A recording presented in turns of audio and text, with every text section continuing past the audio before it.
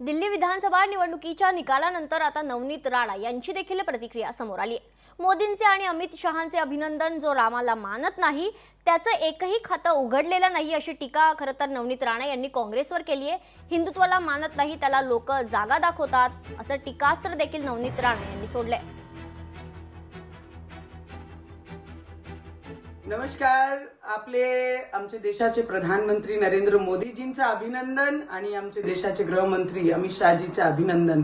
आणि सगळ्यात महत्त्वाचे जे दिल्लीचे मतदार आहे त्यांच्या मनापासून खूप खूप अभिनंदन करण्याजोगतं आहे, कारण जे काँग्रेस पार्टीचे जे लीडर म्हणून आपल्याला सांगतात आहे, असे काँग्रेसचे राहुल गांधीजींचं आज दिल्लीमध्ये पक्षाचा खाता सुद्धा उघडलं नाही। आणि जे खोट्याची राजनीती करतात असे केजरीवाल, ज्यांचा आज स्वतःला निवडून आणू शकला नाही। लोकशाही मराठी ऐका, पहा, जागरूक रहा।